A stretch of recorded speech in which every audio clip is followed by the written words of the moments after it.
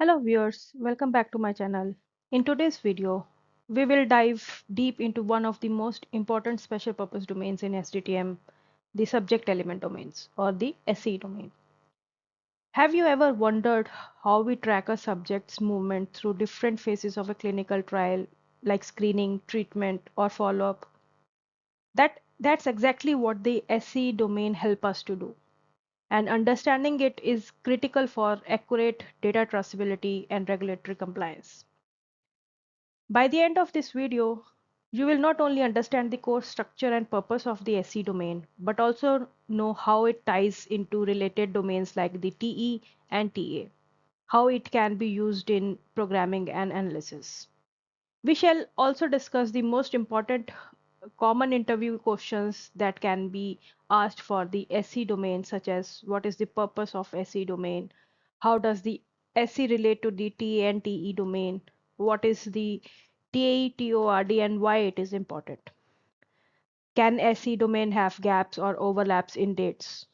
These are the few of the common interview questions that is mostly asked in SE domain, but there are many modes which we can come across, and for that we need to understand the SE domain concept. So let's get started. The SE domain or the subject element domain describes the time period during which a subject is exposed to a specific element of a planned intervention. These elements are defined in the trial arms and trial element domains. Each record in the SE domain represents one such exposure period for a subject, detailing start and end date for each element. In simple terms, the purpose of the SE domain is to help track what happened to the subject and when, based on their assignment to a trial arm. The structure of the SE domain is one record per actual element per subject. The topic variable is etcd, that is the element code. The required variables are the study ID, domain, uSubject ID, SE sequence, etcd, which is the topic variable, and the SE start date. Note that the SE start date is required, although the start date is not required in any other subject level dataset. The purpose of the dataset is to record the element a subject actually passed through. If it is known that a subject passed through a particular element, then there must be some information, even imprecise information on when it started. Hence, the SE STDTC may not be null, although some records may not have all the components. Example, the dates can be partial or the time can be missing in these dates. Now let's understand the expected variable, that is the SE end date. There is only one expected variable in the SE domain, that is the end date of the element. For the permissible variables, there are element, TATORD, epoch, SESTDY, SEENDY, and SEUPDES. The SEUPDES is the variable which will give the description of the unplanned element, and the TAETORD, although it is a permissible variable, but it has a very important role in the SE domain. We will be discussing all this in this video coming. Let's understand the assumptions for the SE domain. The value of SE STDTC provides the chronological order of the actual subject elements. As we have discussed, that the SE STDTC captures the date and time of the uh, element when the subject has undergone through that element. This variable will always provide the chronological order of the actual subject element. So if you study the start date in your SC, you will get to know that which element occurred first and which occurred after the first element, and so on. The SE sequence should be assigned to be consistent with the chronological order. Note that the requirement for SESTD to be consistent with the chronological order is more stringent than in most other domains where the sequence values need only be unique within subject.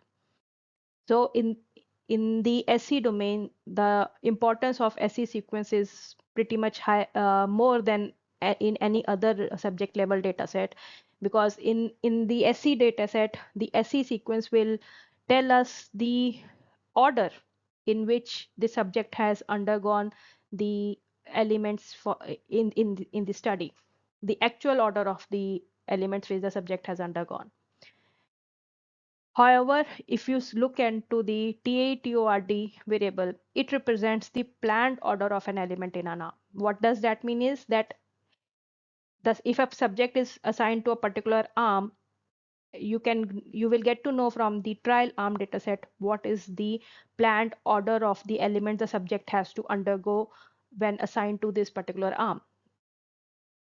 Say for example, a subject was assigned to a arm drug A, where according to trial arm dataset, the order was that it will go on through screening element first, and then in the treatment epoch, it will go and undergo drug A, then drug B, and then the follow-up epoch will have the follow-up element. So in total, the subject will undergo 4 elements throughout the study, and the planned order is the screening, drug A, drug B, and the follow. But if due to any reason the subject does not follow this order, this planned order, then the value of TATORD will depend on what the order the subject has followed. The TOTRD will not be populated for subject elements that are not planned for the arm to which the subject was assigned. What does that mean is that if the subject has undergone an element which was not planned according to the assignation, in that case, we know that the ETCD will be marked as unplanned. For that scenario, the TOTRD will be kept as null. The tier TRD will also not be populated if a subject passed through an element that, although defined in the trial element dataset, was out of place for the arm to which the subject was assigned. What does that mean is that, for example, if a subject in a parallel study of drug A versus drug B was assigned to receive drug A but received drug B instead, then the TOTRD will be left blank for the SE record for their drug B as element. If a subject was assigned to receive the sequence of element A, B, C, D, and instead received A, D, B, and C, then the sponsor will have to decide for which of these SE records the TOTRD should be populated. The rationale for this discussion should be discussed or documented in the comments column of the defined XML document.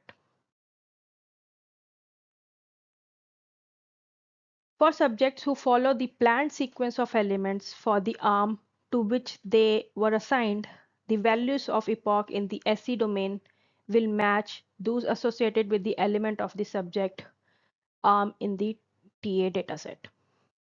The sponsor will have to decide what value, if any, of epoch to assign SE record for the unplanned element, and in other cases where the subject's actual element deviate from the plan. The sponsor's method for such decision should be documented in the define XML document in the row for epoch in the SE dataset table. Because there are by definition no gaps between element, the value of SE, E, and DTC for one element will always be the same as the value of SE, SD, DTC for the next element. If you have gone through my video on the trial element domain, you might have noticed that we have discussed the importance of no gap between elements, why there was no gap, and what is the importance of it, the day zero concept, all those things. So it is coming from that concept that since there is no gap between two elements, the end date of one element is the start date of the next element. So by that law, by that rule, the SE and DTC for one element will always be the same as the value of the SE start date for the next element. Now let's understand all these points which we have discussed under assumptions by visualizing those points in the data.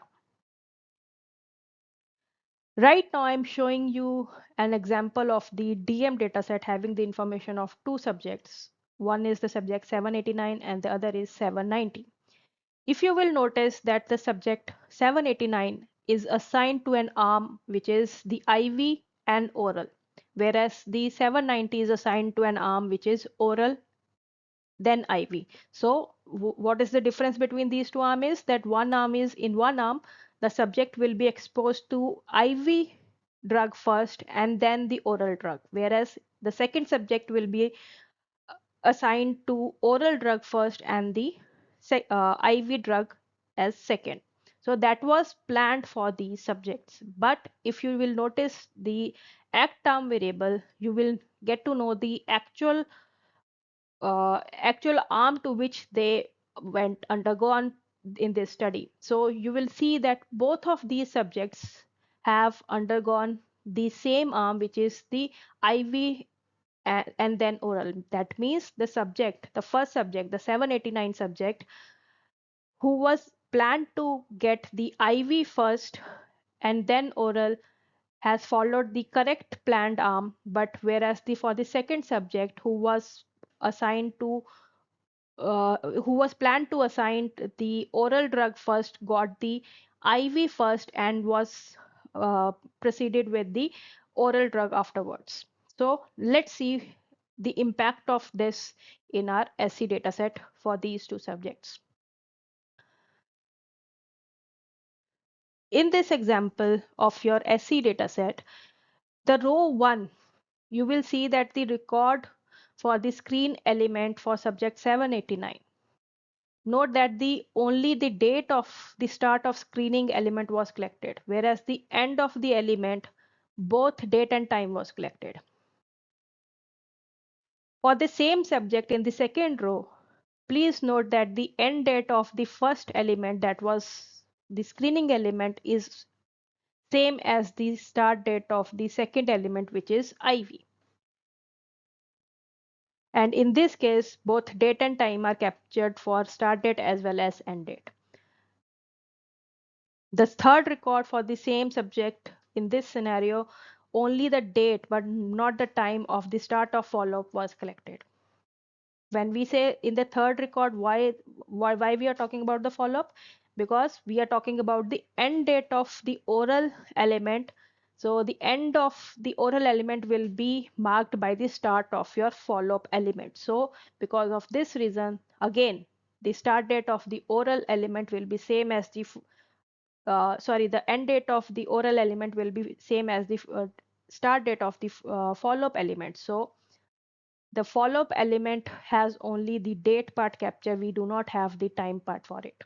And for this subject, it seems it seems that the follow-up happened on the same day and ended on the same day. So we have the start date and end date same populated for follow-up element for the first subject. Now let's discuss the second subject in detail. As we have seen from the DM dataset, the second subject, which is the subject number 790, that was planned to get the oral drug first and then the IV drug. But in reality, what happened was that this subject got the IV drug first and then the oral. So if you will notice that after the screening element, the second element for the 790 subject in the SC is coming as IV, which is the actual element which the subject has undergone. And you will also notice that since this was inconsistent with the planned order of the arm, the TOTORD is being kept as missing for this scenario. Again, you might have seen some other observations, or you might have worked in your own experience in the studies where you might have populated the TOTRD for the record number 6 as 3 and for record number 7 as 2. Like you reverse the TOTRD order for the oral and IV based on the actual order. That is again acceptable, but again, this is something which is at the discretion of the sponsor, and if the sponsor chooses to display the TOTRD in such a way that it displays the actual order value for this in this example, then the sponsor has to document the logic and rationale for it in the define.xml. Both ways are correct. So if right now, if you keep it as missing is also fine, but if you are not keeping it null, then you will have to mention the actual values of the TOTRD in this scenario. So what will be that case is that for the record number 6, which is the uh, which is the record for element IV, since the subject was supposed to get IV as the third element in the arm, but it got it was the second element the subject got, the TOTRD will still have the value as 3, and for the oral it will have the value 2 to make it clear that the arm to which this subject was assigned, in that arm the actual order of the element IV was after the element oral. So here, if the point to note here is the importance of TOTRD as well as the SE sequence variable. The SE sequence variable will have the value as shown as 2 and 3, which is giving the actual order of the element the subject has undergone in this study. But whereas the TOTRD, if kept missing, means that there was something happened that this subject did not follow the actual order of the element the subject was assigned to. That is one way of representing the TOTRD. But if the sponsor make a decision that they will go with the displaying of value, the planned value of the TOTRD, and will not keep it null in this scenario, in that scenario also the TOTRD will again explain or clarify that the correct order of the element for the subject should have been the screening, oral, IV, and follow-up. If this element, if any of the element the subject has undergone was unplanned, in that scenario, the TOTRD will always be kept as missing.